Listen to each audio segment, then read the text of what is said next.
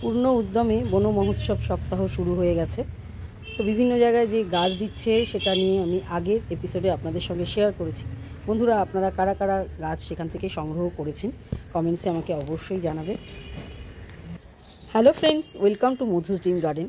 বন্ধুরা, আজকে যেই গাছটা নিয়ে আমি আলোচনা করব, এই গাছটা মোরলেস প্রায় সবার বাড়িতেই আছে। বিশেষ করে যারা একটু পুজো আর্চা করেন তারা কিন্তু এই গাছটার মর্ম বুঝবেন। এর প্রচুর ঔষধি গুণও আছে, আর যে কোনো পুজো এর পাতা ছাড়া তো হয়ই না। তো এরমই একটা গাছ নিয়ে আমি আজকের ভিডিওটা আপনাদের সঙ্গে শেয়ার করছি। বন্ধুরা, আজকের ভিডিওর থাম্বনেল আর টাইটেল দেখে আপনারা বুঝতেই পেরে গেছেন যে আমি আজকে তুলসী গাছ নিয়ে ভিডিওটা আপনাদের সঙ্গে শেয়ার করছি। তুলসী একটা এমন গাছ যেটা আমরা যারা ভারতবাসী তারা এর মর্যাদা করি না, এটা হতেই পারে না। কিন্তু কিছু কিছু কারণে তুলসী গাছ আমরা বাঁচাতে পারি না। সেই কারণটা কি আর কি তার প্রতিকার, সেটা নিয়েই আমি আজকের ভিডিওতে আপনাদের সঙ্গে শেয়ার করব। তা আমার বাগানে দু রকমের তুলসী গাছ আছে। এইটা হচ্ছে কৃষ্ণ তুলসী, এই যে পাতাগুলো দেখুন একটু কালচে কালচে আছে, আর এটা হচ্ছে রাম তুলসী। সাধারণত এই তুলসী গাছটাই সবার বাড়িতে দেখা যায়। তো কিছুদিন আগে আমি গ্যালিপ স্ট্রিট থেকে এই কৃষ্ণ তুলসীর চারাটা কিনে এনেছিলাম। চারার কি সাইজ ছিল, যদি আমার পুরনো ছবি থাকে নিশ্চয়ই আপনাদের সঙ্গে পাশে শেয়ার করে দেব। তো এই চারাটা একদম ছোট একটা চারা আমি কিনেছিলাম, তার থেকে দেখুন কিছু দিনের মধ্যেই চারাটা কতটা বুশি হয়ে গেছে।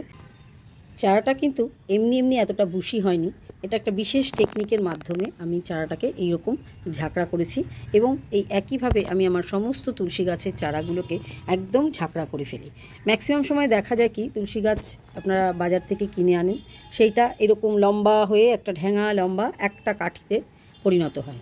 কিন্তু সেইভাবে কিন্তু তুলসী গাছ করলে আপনারা তুলসী পাতাও বেশি পাবেন না, আর কিছুদিন বাদে কি হবে, গাছটা এতটাই ঝুঁকে পড়বে যে তখন ওই গাছটাকে সোজা করে দাঁড় করানো আর বাঁচানো খুব মুশকিল হয়ে যায়। সেজন্য আমি বলবো, যখনই আপনারা এরকম তুলসী গাছ বাজার থেকে আনবেন, অন্তত এই 4-5 ইঞ্চি নিচের থেকে চারাটাকে কাট করে দিয়ে বসাবেন। এই যে আপনি কাটলেন, এই যে এই মুখগুলো থেকে আবার নতুন নতুন চারা বেরোবে, আর এই ডালটা ফেলে না দিয়ে এটাকে কিন্তু আপনারা এই যে এখন বর্ষা যাচ্ছে, এই নোডের পোর্শনের পাতাগুলো ফেলে দিয়ে আবার বসিয়ে দিলে একটা নতুন চারা তৈরি হয়ে যাবে। এবারে আমি বেশ কিছু পয়েন্টের মাধ্যমে তুলসী গাছকে কি করে আপনারা বাঁচিয়ে রাখবেন তার পদ্ধতিগুলো বলবো। এই পদ্ধতি ফলো করলে আপনাদের কিন্তু কোনো দিন তুলসী গাছ মারা যাবে না। তুলসী গাছ একটা পার্মানেন্ট গাছ, একে ছোট ছোট কতগুলো পদ্ধতি ফলো করলে সারা জীবন আপনার বাড়িতে আপনি বাঁচিয়ে রাখতে পারবেন। অন্যান্য সব গাছের মতন তুলসী গাছেরও একটা ওয়েল ড্রেন্ড সয়েল প্রস্তুত করতে হয়। অনেক সময় আমরা বলে থাকি কি, এই তুলসী গাছ তো যে কোনো মাটিতে হয়ে যাবে, কিন্তু সেটা কিন্তু কখনোই সম্ভব হয় না। বিশেষ করে যদি আপনাদের কাদা মাটি, মানে যেগুলোকে আমরা এঁটেল মাটি বলি, সেই ধরনের মাটি হলে কিন্তু তুলসী গাছ কখনো সারভাইভ করবে না। তো মাটিটা অবশ্যই দোআঁশলা মাটি হতে হবে। আমার বিভিন্ন ভিডিওতে আপনারা মাটি তৈরির যে ফর্মুলাটা দেখতে পান, সেই একই প্রসেসে কিন্তু আমি তুলসী গাছের মাটিও তৈরি করি। মানে 50 ভাগ মাটির সঙ্গে 30 ভাগ যে কোনো কম্পোস্ট সার আর 20 ভাগ বালি অবশ্যই মেশাতে হবে তুলসী গাছের ক্ষেত্রে। এক্ষেত্রে এটাও বলে রাখি, কিছুটা পরিমাণে গ্র্যাভেলস বা যদি সিন্ডার আপনাদের থাকে অল্প পরিমাণ, সেটাও মিশিয়ে দেবেন, যেটা কিনা মাটির উর্বরতার শক্তিকে অনেকটাই বাড়াবে এবং মাটির মধ্যে যে এয়ার গ্যাপটা সৃষ্টি করবে সেইগুলোতে কিন্তু শেকড় চলাচল অনেক সুবিধা হবে। এবারে বলতে হবে যে কি পটে আপনারা তুলসী গাছের চারা বসাবেন। আমি সব সময় বলবো আপনারা মাটির পট ইউজ করুন। অনেক সময় কি হয়, এই তুলসী গাছের বিভিন্ন মঞ্চ পাওয়া যায় সেরামিকের, ওইগুলোতে আমরা তুলসী গাছ বসিয়ে দিই। ওগুলোতে কিন্তু মানে জল নিকাশি ব্যবস্থাটা এতটাই খারাপ থাকে যে কিছু দিনের মধ্যেই গাছটা ঢলে পড়ে, তখন আবার আমাদের বাজার থেকে গাছ কিনতে হয়। কখনোই ওই সেরামিকের পটে ডাইরেক্ট তুলসী গাছ বসাবেন না। আপনারা সেরামিক পট ইউজ করতেই পারেন, কিন্তু তুলসী গাছটা আগে মাটির পটে বসিয়ে সেইটা ওই সেরামিকের পাত্রে দিয়ে দেবেন, তাহলে কিন্তু আর কোনো প্রবলেম হবে না। এবারের পয়েন্টটা হচ্ছে তুলসী গাছকে আমরা বুশি কী করে করব। যখনই গাছটা এরকম ছোট থাকবে, এটা দেখুন একটা আপনা থেকে পড়ে আমার চারা তৈরি হয়েছে, একদম ছোট অবস্থা থেকে দেখুন আমি কীরকমভাবে একে পিঞ্চিং করেছি। এই দেখুন, প্রথমে একটা ডাল ছিল, সেখান থেকে কাট করেছি, এই যে দুপাশে দুটো ডাল হয়েছে, আবার সেই ডালটা যখন ওপর দিকে উঠে এসছে আবার এখানে কাট করেছি, এখান থেকে দেখুন 4টে ডালের মাথা বেরিয়েছে। এইভাবেই কিন্তু আমার সমস্ত তুলসী গাছগুলোকে আমি এইভাবে ঝাঁকড়া করে ফেলি। আরও একটা প্রসেস আছে, সেটা হচ্ছে তুলসী গাছে আপনারা এই যে মঞ্জরিগুলো হয় এইগুলো হতে দেবেন না। এইগুলো যখনই হবে এই মাথা থেকে আপনারা ভেঙে দেবেন। এই যে কাট করে দিলেন মঞ্জরি, এখান থেকে কিন্তু আবার ডাল ছাড়বে। এই মঞ্জরি আমরা তখনই নেব যখন আমরা এখান থেকে বীজ তৈরি করব। তুলসী গাছে অনবরত এরকম মঞ্জরি হতে থাকে, কিন্তু এই মঞ্জরি কিন্তু রেখে দিলে চলবে না। যখনই আপনারা দেখবেন গাছে এরকম মঞ্জরি হচ্ছে, সেগুলো কাট করে দেবেন। দুটো কাজ এর থেকে হবে, একটা হচ্ছে আপনার গাছটা বুশি হবে, দ্বিতীয় কথা মঞ্জরি মানেই হচ্ছে বীজ তৈরি। বীজ তৈরি করতে দিলেই গাছে নিজস্ব চেহারা খারাপ হয়ে যায়, তখন সেই গাছকে আর অতিরিক্ত বাড়ানো যায় না, আর তার চেহারাটাও অনেক নষ্ট হয়ে গিয়ে একদম পাতা হলুদ হয়ে যায়, গাছটা কীরকম খারাপ হয়ে যায়। তো কখনোই আমরা গাছে মঞ্জরি হতে দেবো না। মঞ্জরি হলেই এইভাবে আমরা কাট করে দেবো, তাতেও কিন্তু অটোমেটিক্যালি গাছ বুশি হবে। এবারে বলবো 4 নম্বর পয়েন্টটা। 4 নম্বর পয়েন্ট হচ্ছে সার প্রয়োগ। আমরা অনেক সময় দেখি তুলসী গাছ কিভাবে বাড়াবো আমরা বুঝতে পারি না, আমরা এনে যে কোনো মাটিতে বসিয়ে দিই আর সার প্রয়োগ করার কথা ভুলে যাই। আমরা যখন মাটি প্রস্তুত করব তখন তো একটা সার অবশ্যই প্রয়োগ করব, যেটা আমি আগে বলে দিলাম। এছাড়াও মাসে একবার করে, বিশেষ করে যখন তুলসী গাছের গ্রোয়িং পিরিয়ড, মানে এই ধরুন ফেব্রুয়ারি মাস থেকে অক্টোবর নভেম্বর মাস পর্যন্ত, প্রতি মাসে একবার করে 1 মুঠো করে গোবর সার বা ভার্মিকম্পোস্ট বা পাতা পচা সার আপনারা তুলসী গাছের গোড়ায় দিতে পারেন, অথবা যখন চারা এরকম ছোট থাকবে পাতলা করে খোল জল এতে প্রয়োগ করতে পারেন। এতেও কিন্তু গাছের চেহারা খুব সুন্দর হবে। আর যেহেতু এই সমস্ত সারগুলোতে নাইট্রোজেনের পরিমাণটা বেশি আছে, তুলসী গাছকে এরা হারা ভরা রাখতে সাহায্য করবে এবং প্রচুর পরিমাণে লিভস তৈরি হবে, ব্রাঞ্চ তৈরি হবে। আপনারা দেখলে, এটা করে দেখলে বুঝতেই পারবেন। এবারে বলবো 5 নম্বর পয়েন্টটা। 5 নম্বর পয়েন্টটা হচ্ছে তুলসী গাছের জল প্রয়োগ। ম্যাক্সিমাম বাড়িতে এই প্রয়োগ বিধিটা ঠিকমতো জানা না থাকার জন্যই আমরা তুলসী গাছকে মেরে ফেলি। বাড়িতে ধরুন 2জন কি 3জন মহিলা রয়েছে যারা চান করে, বিশেষ করে মানে অবাঙালিদের বাড়িতে আমি লক্ষ্য করে দেখি সবাই সকালবেলায় স্নান করে লোটা নিয়ে চলে যায় তুলসী গাছে জল প্রয়োগ করতে। এই যে বাড়ির 3 থেকে 4 জন মহিলা মেম্বার তুলসী গাছের গোড়ায় প্রতিদিন অনবরত জল প্রয়োগ করছেন, এটাও কিন্তু তুলসী গাছের মৃত্যুর আরেকটা কারণ। এই অতিরিক্ত জল কখনোই একটা গাছের প্রয়োজন হয় না। আমরা যতই পূজা পারপাসে দিয়ে থাকি না কেন, এটা কিন্তু কখনোই করা উচিত না। সব সময় মাটি চেক করে তুলসী গাছে আপনারা জল দেবেন। যদি দিতেই হয় আপনারা তুলসী গাছের আশেপাশে বাইরে, মঞ্চের বাইরে ফেলুন, কিন্তু এই মাটিটার মধ্যে কখনোই প্রয়োগ করবেন না। যতটুকুনি জলের প্রয়োজন সেইভাবেই দেবেন। আর কখনও ওই অল্প একটু মাটি ভিজিয়ে জল দেবেন না। যেদিনকে জল দেবেন পুরো পট ভর্তি করে জল দেবেন, আবার যখন শুকিয়ে যাবে তখনই জল প্রয়োগ করবেন। এই জল প্রয়োগটা যদি আপনারা ঠিকঠাক করে করতে পারেন তাহলে কিন্তু কখনোই আপনার বাড়ির তুলসী গাছ মারা যাবে না। এবার বলবো এর সানলাইট প্রসঙ্গে। তুলসী গাছ যেহেতু একটা গ্রিন কালারের সবুজ গাছ, অবশ্যই এর সানলাইটের দরকার আছে।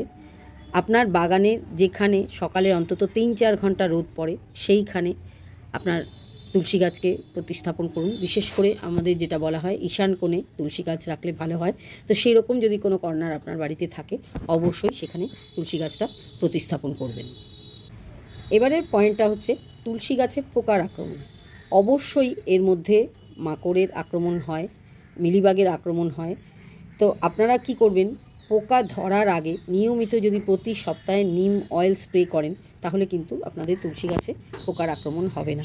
আর যদি হয়, যেই পোকার আক্রমণ হয়েছে সেই পোকার সংক্রান্ত যেই সমস্ত পেস্টিসাইড আছে সেই সমস্ত পেস্টিসাইডগুলো অবশ্যই প্রয়োগ করতে হবে এবং সেটা করতে হবে বিকেলের দিকে।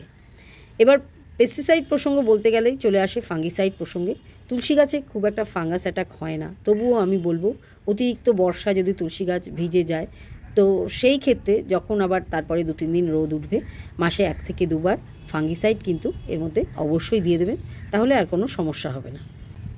এবারে বলবো তুলসী গাছে প্রোপাগেশন। হ্যাঁ বন্ধুরা, খুব সহজে কিন্তু আপনারা 2-3 রকমভাবে তুলসী গাছে প্রোপাগেশন করতে পারেন।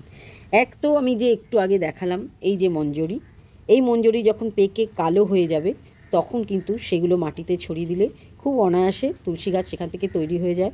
ফেব্রুয়ারি মার্চ মাসে এগুলো আপনারা খুব ভালো কোনো মাটি প্রস্তুত করে তার মধ্যে ছড়িয়ে দিতে পারেন, অবশ্যই সেখান থেকে ছোট ছোট চারা তৈরি হয়ে যাবে। আর দ্বিতীয় পয়েন্টটা হচ্ছে স্টেম কাটিং করে।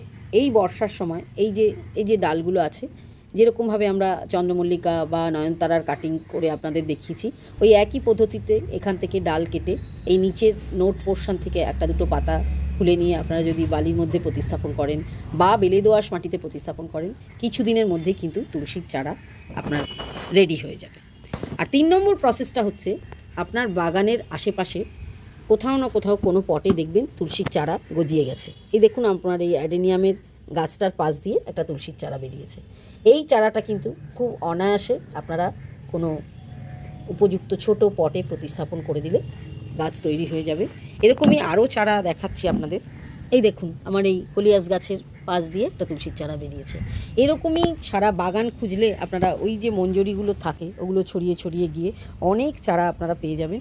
সেখান থেকেও কিন্তু আপনারা তুলে ভালো পাত্রে প্রতিস্থাপন করে তুলসীর চারা তৈরি করে নিতে পারেন। এবারে সবার শেষে বলবো একটা ইম্পর্টেন্ট পয়েন্ট, সেটা হচ্ছে তুলসী গাছের ডরমেন্সি পিরিয়ড। এই ডরমেন্সি পিরিয়ডটাই বেশিরভাগ যারা তুলসী গাছ কিনে নিয়ে বাড়িতে পুজোর জন্য রাখেন তারা বুঝতে পারেন না। তুলসী গাছ কিন্তু শীতকাল একদম পছন্দ করে না, বিশেষ করে ডাইরেক্ট যেখানে শীতের যে ওষটা পড়ে সেখানে তুলসী গাছ যদি পড়ে থাকে আপনার তুলসী গাছ কখনোই সারভাইভ করবে না। সমস্ত পাতা ঝরে একদম সেই মরার মতন হয়ে যাবে, শুধু ডালগুলো অবশিষ্ট থাকবে। সেই জন্য আমি বলবো নভেম্বর মাসের শেষের দিকে আপনারা তুলসী গাছটাকে একটু ছায়াযুক্ত জায়গায় রাখবেন, যেখানে আলো বাতাস ভালো মতন পাবে, ইনডাইরেক্ট সানলাইটও পাবে, কিন্তু ডাইরেক্ট কোনো শীতের যে ওষটা সেটা যেন সেখানে না পড়ে। তাহলে কিন্তু তুলসী গাছ কোনো দিন আপনার বাড়ি ছেড়ে যাবে না এবং এইভাবে পার্মানেন্টলি বেঁচে থাকবে। সেটা না করতে পারলে কিন্তু আবার আপনাদেরকে ফেব্রুয়ারি মাসে তুলসীর চারা এনে প্রতিস্থাপন করতে হবে।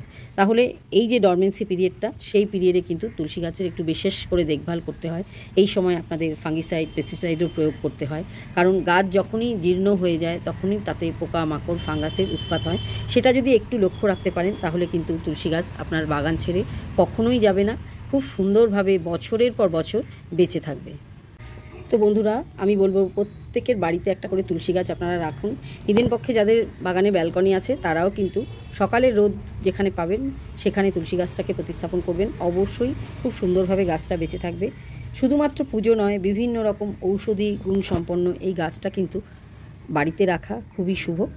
আজকের এপিসোডটা আমি এখানেই শেষ করছি। ভালো লাগলে অবশ্যই লাইক কমেন্টস করবেন, আর নতুন বন্ধুরা সাবস্ক্রাইব করে বেল আইকনটা প্রেস করে দিয়ে সঙ্গে থাকবেন। তাহলে আজকে এখানেই রাখলাম, দেখা হবে আবার পরবর্তী ভিডিওতে অন্য কোনো নতুন টপিক্সের সঙ্গে।